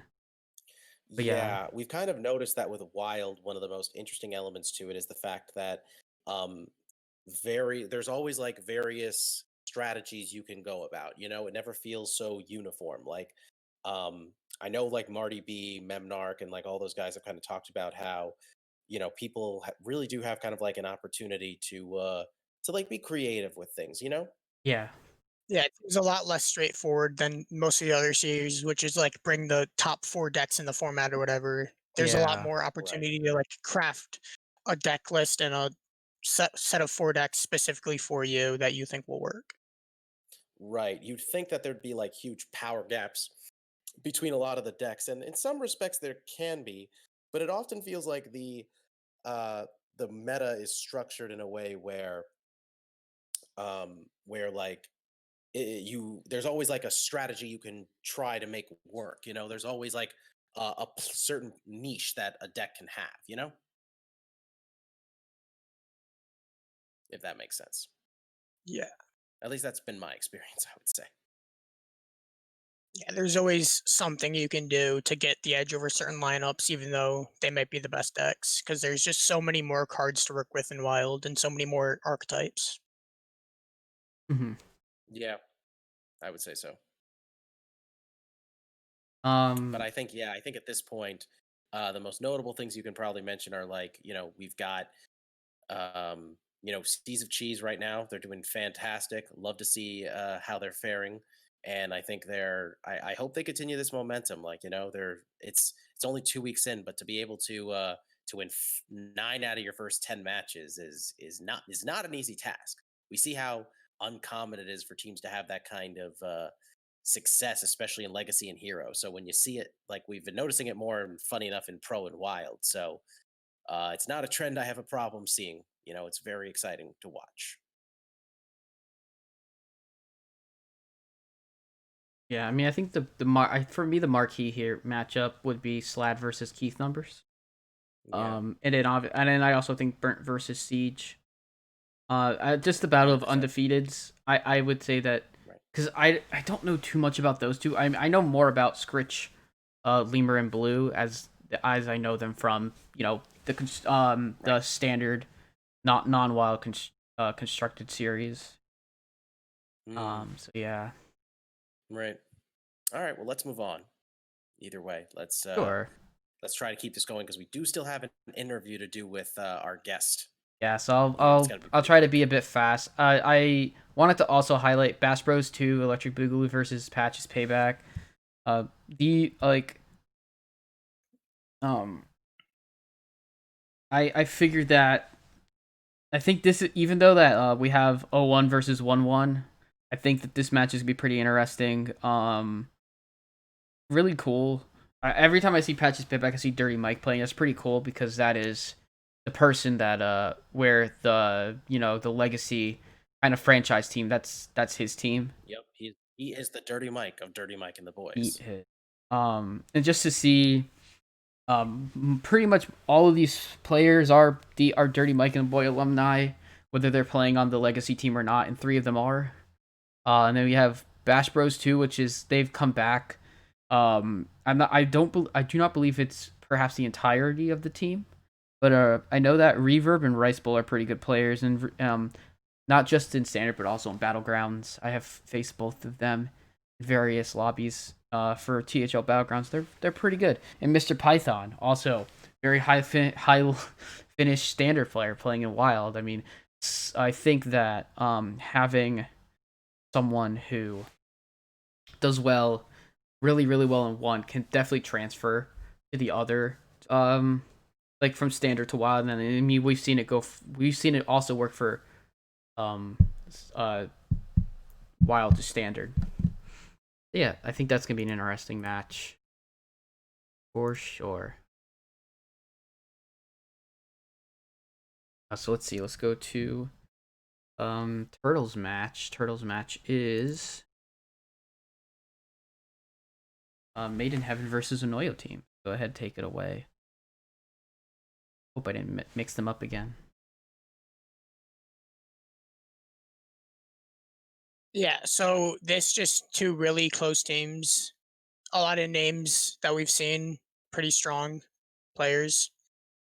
This looks really close. It's like both teams built identically 2-0 and then a bunch of 1-1s. So it's really hard to call how this one's going. Hmm. I mean, Turtle, I know you used to play Wild a bit yourself, certainly quite a bit more than me. Did you ever play in Wild tournaments like this? I never did anything in Wild, no like tournaments or anything, just some high legend finishes and whatnot. But yeah, nothing, no tournaments or anything. Oh, nice. Gotcha. That's actually how I met Marty B. I ran into him a ton of times in top 10 legend, so added him. So he was the first person I knew in THL. Wait, yeah, Marty's awesome. I Yeah, found he's a him really randomly. strong Wild player. I'm just sad I'm not on a team with him anymore. I'm happy to be on one team with him. Yeah, you stole him from I me, did. remember? We did. Yes, true. Oops, sorry about that on my mic, That's everybody. not really true, but that's how I'm rationalizing it. Well, I mean, it just happened that he decided to Yes, go to yes. our team. That is true. Yeah. You Right. could say he moved But on I would to a better say place. He's in a Right. better place now. Well, I wouldn't go that far. I don't know. I think our two teams are doing just about the same. And that's in Hero, by the way. Also, okay, yeah, no. I think but I think this match is going to be pretty exciting. Noyo team came in second last season, and Made in Heaven, they're doing pretty decently. You know, they're all at least 1-1, and then Kyrex is 2-0. Mhm. Actually, yeah, both these teams have the exact same records, so this could be a very close one, the way I see it. Yeah. Really interested to see how this plays. Yes, and that leaves us with one more match. Yes. That is F12 Viridian versus Hey Loser. This has got to be objectively the most exciting match of the entire week. Oh yeah, in Wild for sure. God, this one, both these teams are 2-0. And the matches themselves, Memnarch versus Corbett. Oh my God, that's going to be great. Those two are wild. Corbett is so good. Memnarch's also really, really good. Whenever I play Wild, I find myself net decking Corbett just because everything he plays is so good. Yeah, for sure. He's a pretty recognized player in Wild, for sure. The guy knows what he's doing, from what everybody tells me. Yeah. But if So I'm being honest, the matchup I'm most excited for has got to be Itachi versus Rami. yeah. And we'll talk about that later, but for those wondering, yes, that is going to be on stream. 100%. It is, yeah, that's true. That is confirmed. I can confirm that. I literally made jokes on Twitter about it. Come on, Fish. I don't check my Twitter would very not have often. done so if I Why would I wasn't be well checking aware. Twitter at these times? Anyways, That's true, actually. things aside, comments aside, yeah, I mean, I'm either on a team with or know pretty much all of these players on F2 already, and I know most of the players on Hey Loser, and I think you picked a really good one here. Yeah, I think I do not know who is gonna win. Posca is actually subbing in this week, and I don't know who Posca is subbing in for. Or he's he is it is black, so that might be a permanent sub. But he might actually just be coming in playing as the captain for the rest of the season. I'm gonna tell you right now. Okay. Yeah, this is a good one. Itachi versus Rami is gonna be so hype.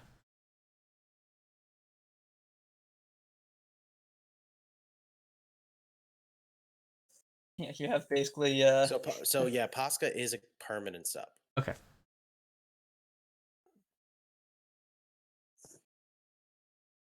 So yeah, I think if I had to, I'll just run down.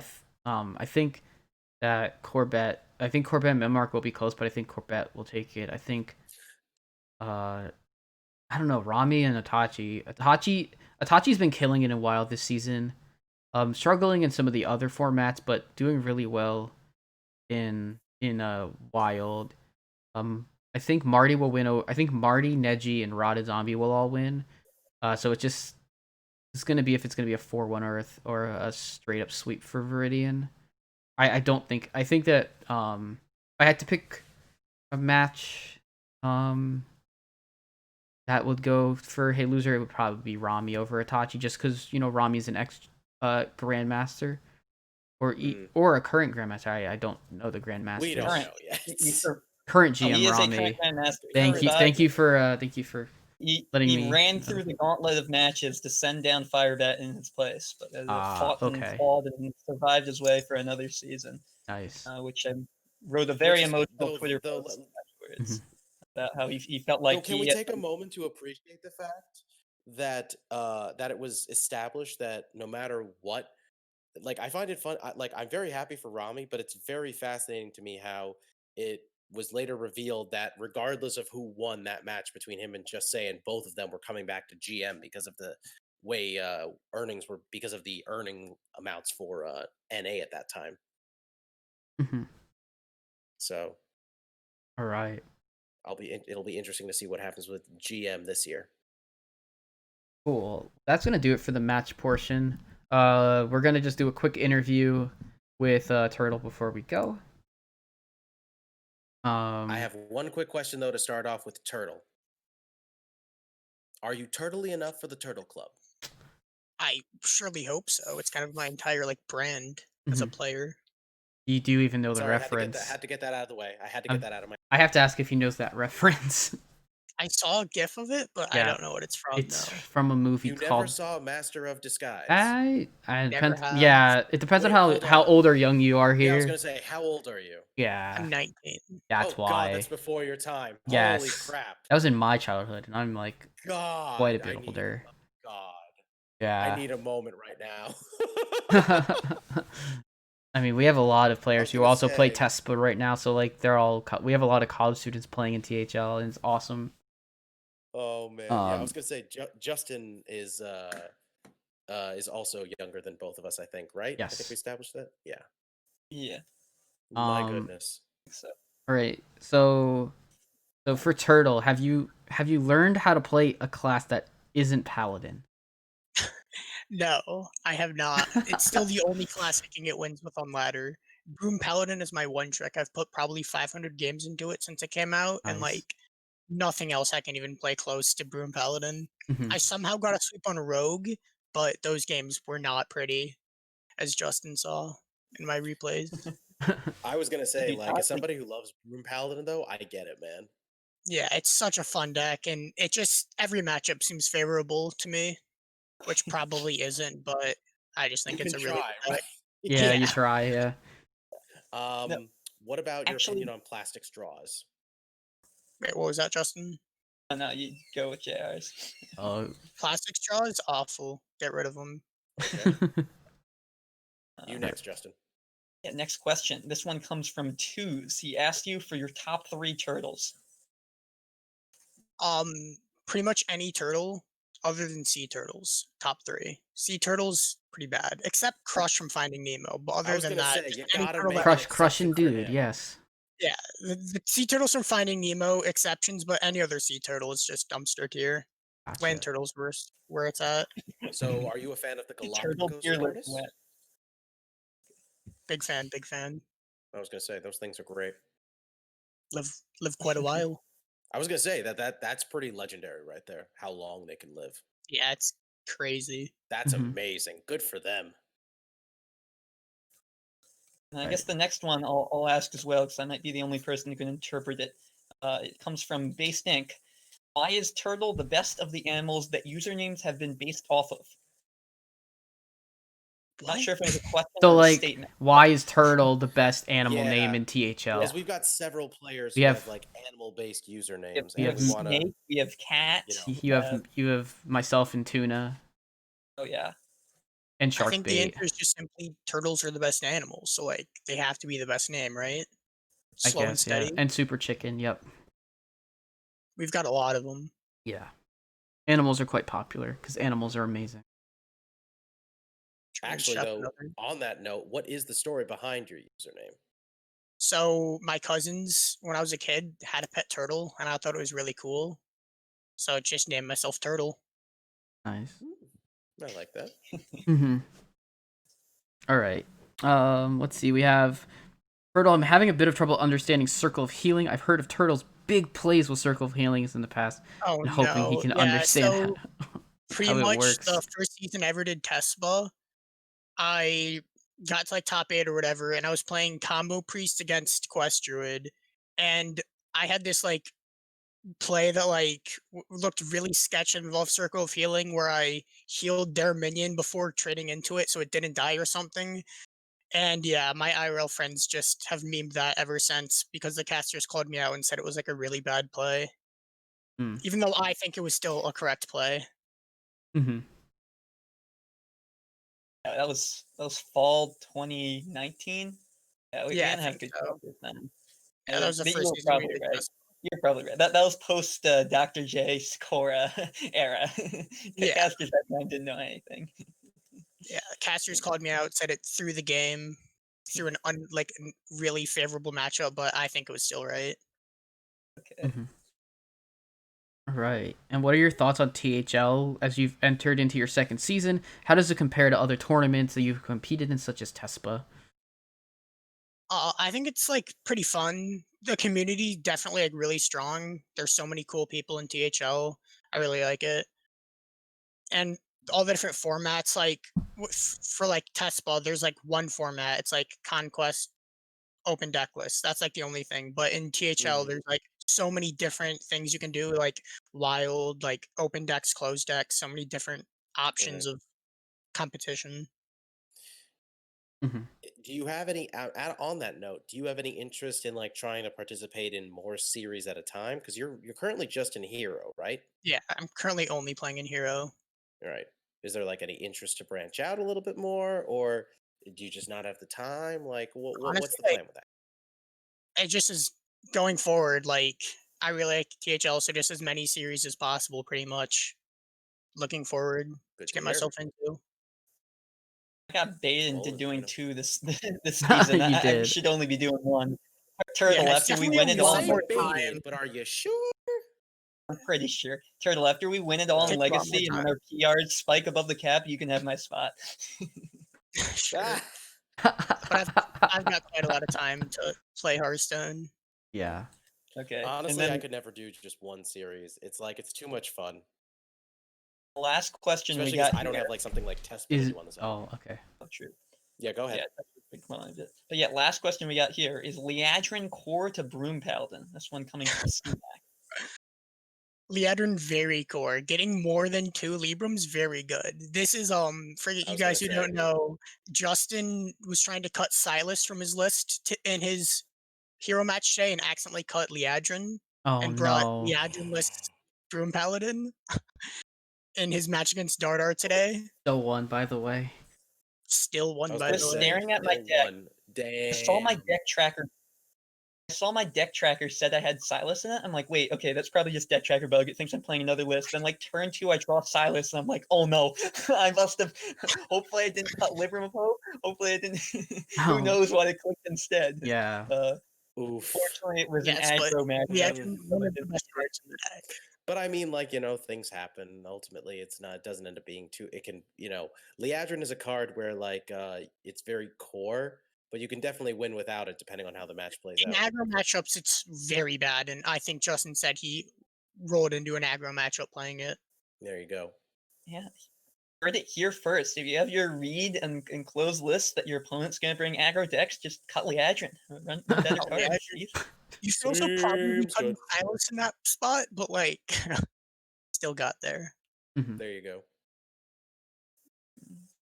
I think that covers it, though. Yeah, that does. Questions. Thank you for answering all those questions, Turtle. That was a lot Yeah. of fun, and we hope the chat and those watching enjoyed it as well. To close things off, everybody, let's talk about the matches we've got prepared for the coming weekend and Thursday and Friday, of course. So, Thursday Night Throwdown, we've got 2 matches planned, and they're both looking extremely exciting. We've got ourselves first off at 8 p.m. Eastern Time, a Pro Series match between German Shep from For the Boys versus Ray C of Cirque du Sol Fragment. That one is going to be an exciting one. I think it's going to be a lot of fun to see these 2 top-notch players go at it on stream.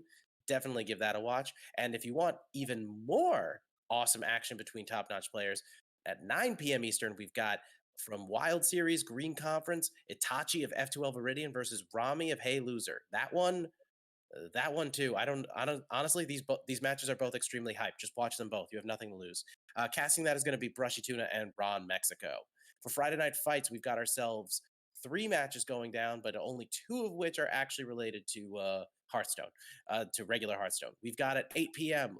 Legacy Series Gold Conference, Phoenix of the Stubbs of Prey versus Corridon of the Standard THL Degenerates, with Wengor and Yoxter commentating. Fun fact, all 4 of those people are part of Saku's pro roster. Yes. So it is a corrupted that's clown gonna be a lot of fiesta. fun.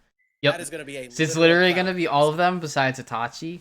Itachi is on their pro team for this season, and Saku is going to be opping it. It's going to be fantastic. It's going to be hilarious. It's going to be fun. If you're not there, I don't know what you're doing with your life. Just stop Yeah. making bad decisions. But then at 9 p.m. Eastern time, we're going to have the Battlegrounds Finals. As we stated last week, Battlegrounds Finals is being broken up into 2 weeks. We've got where to decide the championship, it's going to be it's going to be 2 weeks instead of the regular one, and the team with the most amount of points at the end of both weeks is going to be our champion. We had the first week of the championship last week, and now we've got 2 more lobbies left. 4 more lobbies left. The first 2 of which are going to be taking place on Friday at 9 p.m. Definitely catch that. And then right after that, we are going to have at 10 p.m. a Legacy Series match from the Silver Conference. This is actually going to involve my team. It's going to be the legendary Donde versus Skittles, Hot Zilfs versus Illidan's Death Knights. And it's going to be casted by Corridon and Doctorfeesh. Fun fact, Skittles was practically begging me to win my legacy match against Ghost to make sure that he stayed in the 3 seed so that he could play against Donde, because apparently this is like battle between 2 of the currently best cross-conference players right now. Yeah, Dante's doing really good across everything, and so is Skittles. Yeah, so I'm yeah, excited to see how this crossover plays players. And Corridon and Doctorfeesh are going to be casting everything from 9 p.m. onward. Yes. As for Salty Saturday, we have nothing right now, but my goodness, you all need to fix that, and you need to go talk to Donde and Isocles and make your matches happen. Come on, people. Yep. We're in the middle of a pandemic. What better things do you have to do right now? Serious question. Yeah. And then finally for Sunday Showdown, I think there might be they might try to find like a match besides, but we're definitely at the very least going to be having the finale of the Battleground Series Championship. The second lobby, it's going to be at 9 p.m. Eastern time, and it's going to be casted by Brushy Tuna and Steffi. So definitely want to catch both of those Battlegrounds Championship lobbies. They're going to be a lot of fun. We're obviously, this is the first time we're really making a focus on casting these Battlegrounds lobbies. So definitely come down. It's going to be fun. And then last but not least, we have Schoolstone matches coming up as well, but we've got a special treat for you because we've got Schoolstone matches for both Saturday and Sunday. We've already got stuff we're confirming. So for Saturday at 3 p.m., we're going to be having Dardar Binks versus Ridiculous Hat in Legacy. And then at 4 p.m., we're going to be having from the Pro Series, Molstar of Swagoy Black versus Snake Fods of Glock Gora. For Sunday afternoon, we've got at 3 p.m. Rebobson versus HMPWE. From I believe that that is from Legacy. Oh yeah, that's a Legacy match. Sorry. Yes. Then at 4 p.m. Eastern time, we're going to have Saku versus Chewbacca, Also Legacy. And at 5 p.m. Eastern time, Based versus Berserk in Pro. I'm definitely excited for that one. So these matches are gonna have like rotating casters between Based Inc., Rebobson, and Lotus Knight. And I'm also seeing mention of a 1 p.m. match between Diamond and Quaz. Diamond's in the chat, I think. That was last week. Oh, never mind. That happened 4 p.m. Eastern last week. But Saturday's matches are going to be Marty B will very likely be opping, and then myself, I will definitely be probably casting it, and perhaps another person will come on and join me. Or it'll just be myself and Marty B for those 2. Sounds good. Yep. Don't forget to contact Donde if you want to get those Saturday matches. Yep. But yeah, thank you guys all for coming on. I'm sorry this went a little longer than we planned, but I think we overall had a show. Yep. And I'm excited to see how all these matches play out and what exciting matches we'll be able to talk about next week. Yep. Definitely. Right. As always, thank you all for watching Tavern Talk. I've been Doctorfeesh. Along with me has been JRJuggerlaw, Always Just in Time, and Turtle. Have a fantastic night, everybody. Take care, everybody.